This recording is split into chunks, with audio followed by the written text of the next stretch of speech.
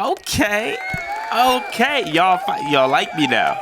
Okay, y'all like me now. I'm glad you finally came around. Well, what's up? It's your boy VC. I'm here to talk again because clearly I should just keep yapping. I'm not gonna lie, I didn't even have plans to do these. I didn't even have plans for what I was gonna do. I'm just talking. So I'm glad that there are people who are liking it. But as you can see, I'm ready for y'all to hate me today because I'm gonna talk about, is rap beef good for hip hop? I'm focused more today on the artist side of things when it comes to diss tracks, rap beef.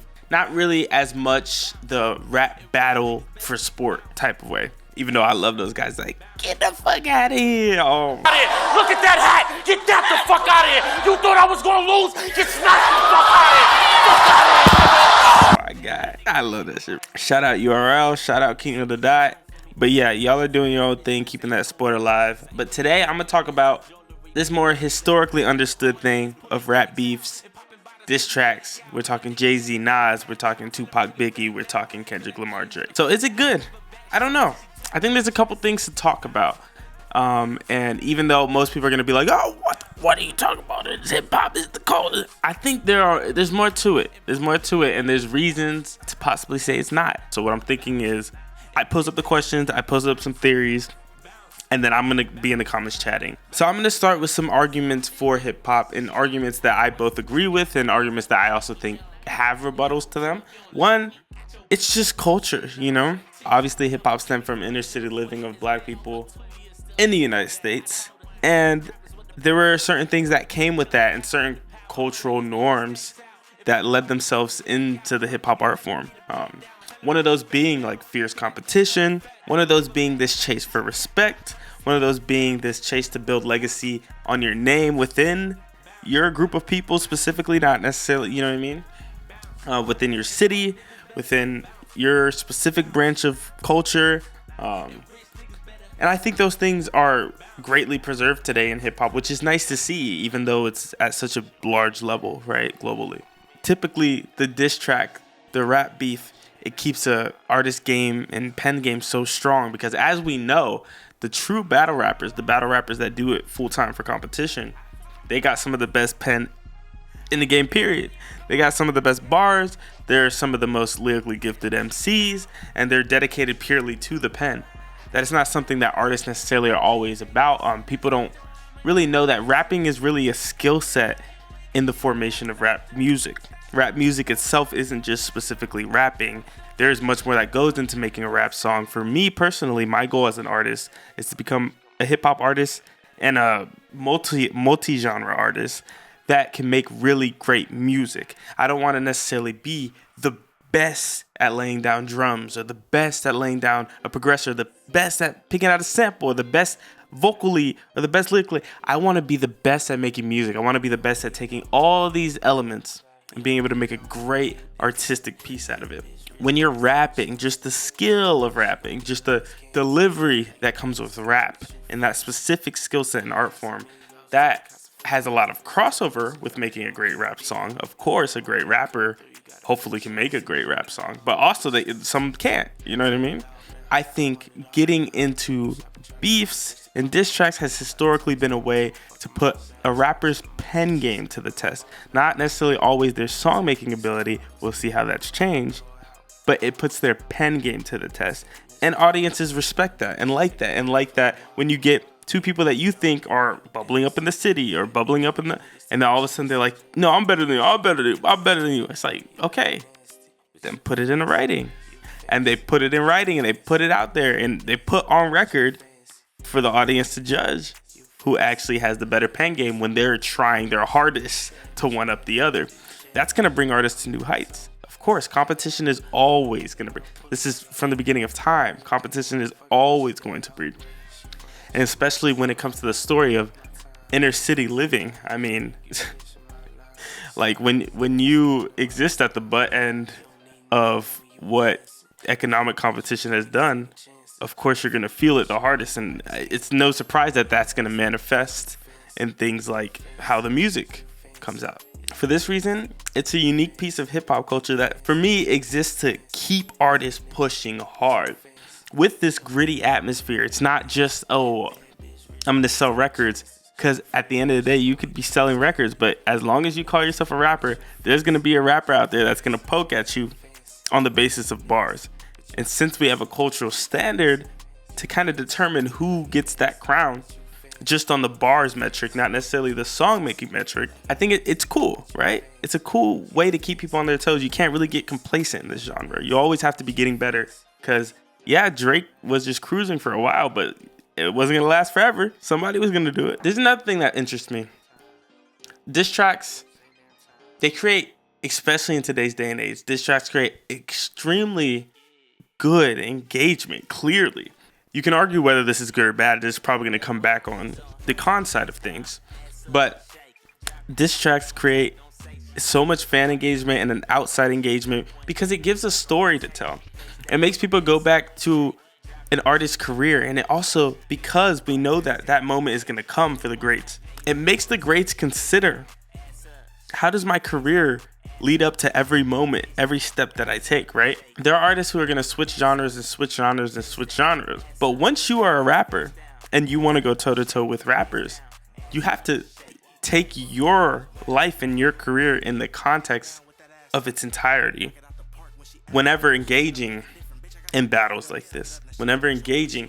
And it's cool because it gets audiences engaged in an artist's story. It gives audiences something to latch onto, whether it's a message that Kendrick's pushing, that he's the authentic path of hip hop, and we want the person who is actually hip hop, who is actually doing what they say, who actually stands on morals, who actually isn't a culture vulture, because these are the messages that are being kind of pushed as a result of Drake's downfall. It gives people something to stand behind and root for in a sport-like setting. And one fan base culture that I see does this very well is in the Korean music fan base, where it seems to be that like K-pop fan bases, and they root hard for their teams almost at the detriment of other teams, similar to sports fanatics.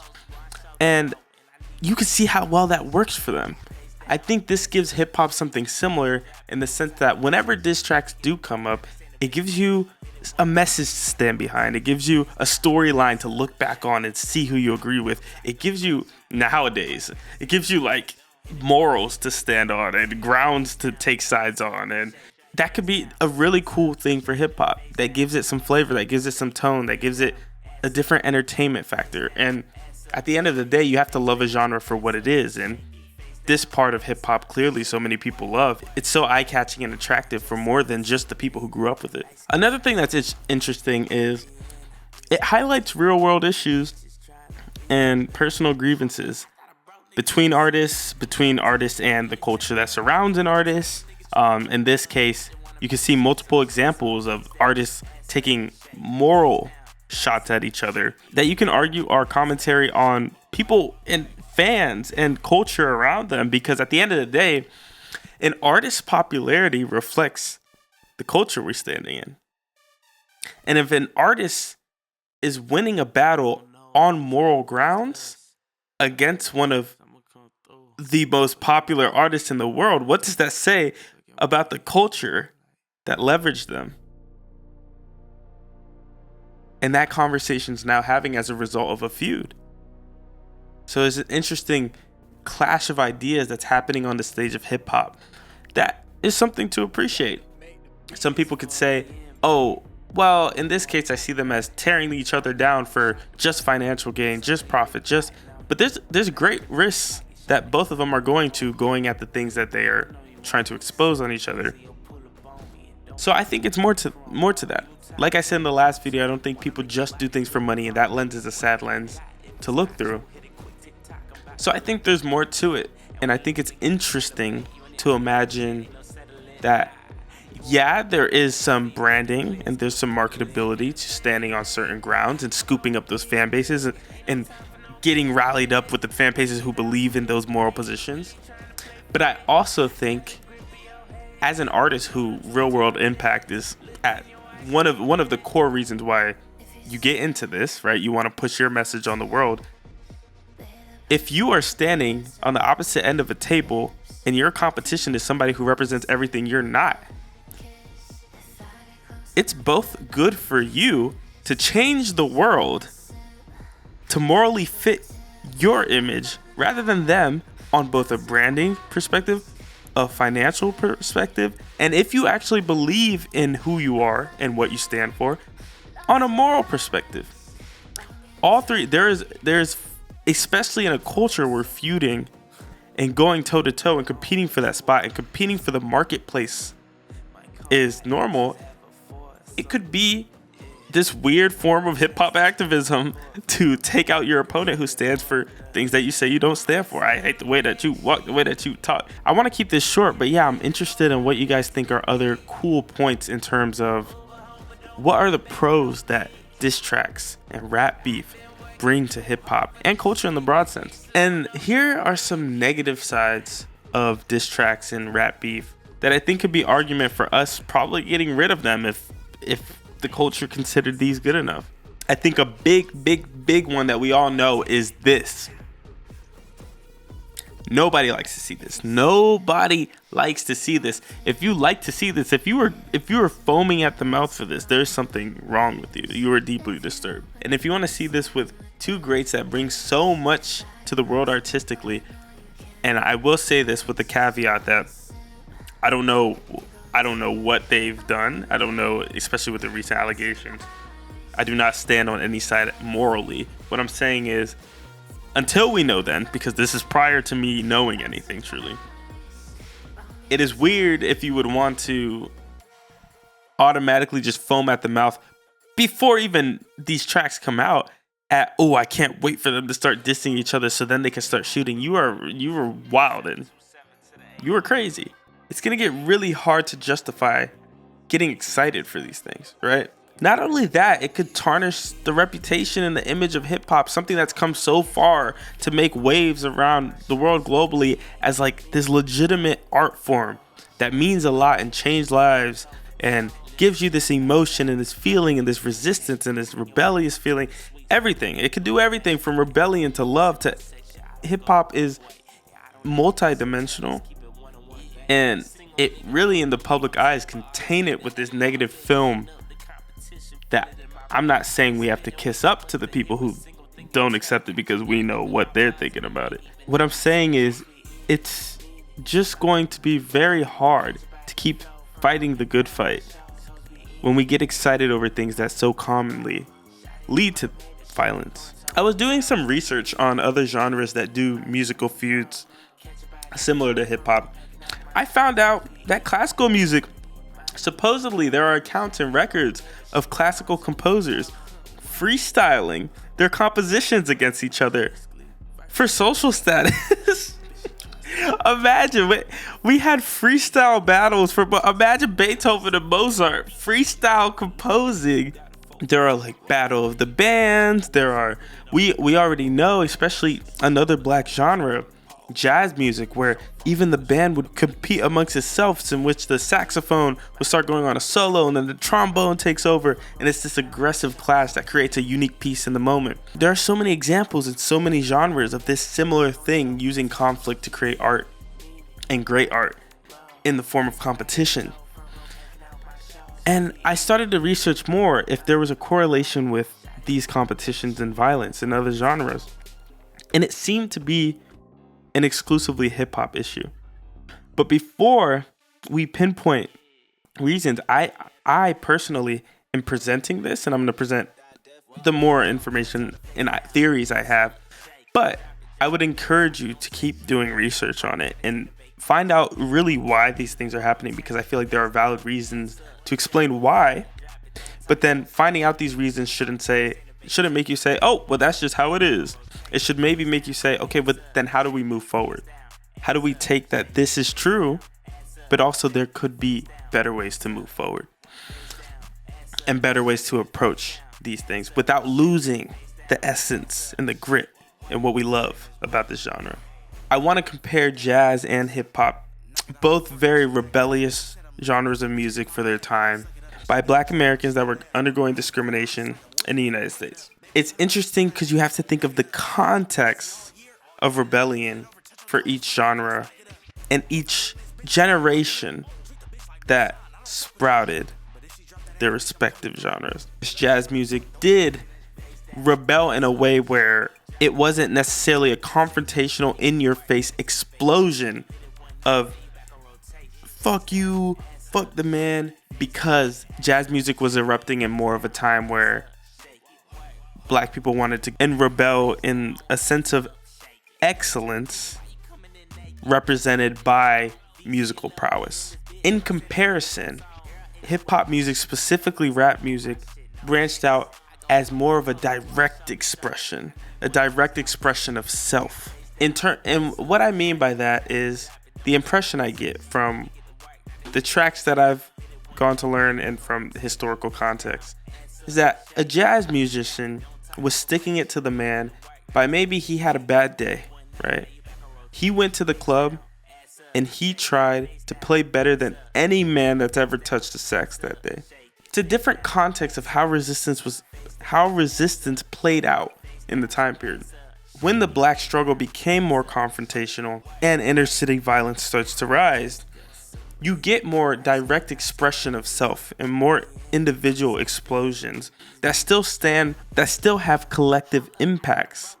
If a rapper, an early rapper, had a bad day, he might just go into the studio and rap about his bad day, and rap about his struggle, and rap about what he saw, and rap about what his life. And it's gonna be more aggressive. It's gonna be more, and that was the difference of that approach, because there was also a different approach to gaining freedom at that time.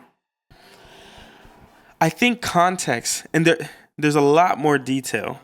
There's so much more context that you have to gain that I encourage you to go do your research on that. But what I mean to say is that hip hop was birthed in a very different context, and also for a different reason. There are different approaches and different responses to adversity. So it's no surprise that there are going to be a multitude of genres of music that splinter from similar resistances. Because hip-hop sprang from that doesn't mean that now that it's flourishing and there's progress being made, that we have to hold on certain elements that maybe we couldn't see past before. And especially in the context of artists like Kendrick and Drake and other really big artists that have had their lives ended over rap feuds, when they made it to levels like unforeseen by early rappers that were just regional, for example. To expand on that, early artists were very regional and were very confined to a specific culture. So you can argue that there was, in a way, less to lose. In a way, maybe not as much foresight into like an entire career, the way that Drake is thinking of an empire and generational wealth and OVO as a whole. And there, you can argue that focusing all your energy on that can create bigger artistic development and progress and completely revolutionize hip-hop and the world, but that maybe this element of it holds the genre back and keeps it more into this regional nothing to lose mindset. Because now, as you can see when it plays out on this big stage, how much there is to lose. Rappers back in the day, 8 Mile style, you're giving diss tracks on the fact that you live in a trailer park. But now that your life's on the internet and there are millions and millions and millions of people tapped into you in every story, you have so much more to lose and so much higher to fall from. Has hip hop outgrown this element of itself? Because it simply doesn't fit the context of the genre anymore and where it's at in its lifespan. Oh, it's something to think about. And something else is, to expand on that, because it's outgrown, is there commercial exploitation on the diss track that now makes it impure and not what it should be? Like, should this be kept to the battle rapper? Because now there's so many questions on whether there is a real beef between certain artists, whether the tracks are gonna become a little bit swayed because there's so much to lose and there's so many companies involved and there's so much money invested, that at this point, are the tracks even completely the minds of the artists, or are they the minds of these commercial entities going at each other? Which is an interesting progress of the diss track. If all of a sudden now, oh, well, my camera's gone again. I guess it's going to be a trend. That it'll be like between Universal and TDE, because all of a sudden now it's companies rather than individuals. I think it's interesting. Yeah, I just wanted to pose a couple questions for and against, and I wanted to discuss. So let me know what you think. Do you think rap beef is good for hip hop, or do you think we've outgrown it? I'll see you next time. Subscribe for more discussions. Give me more things to talk about because I like yapping on here. Go bump my new EP, Bounce. I'm really proud of it. I spent a lot of time on it. I worked really hard on it. And yeah, thanks. Peace.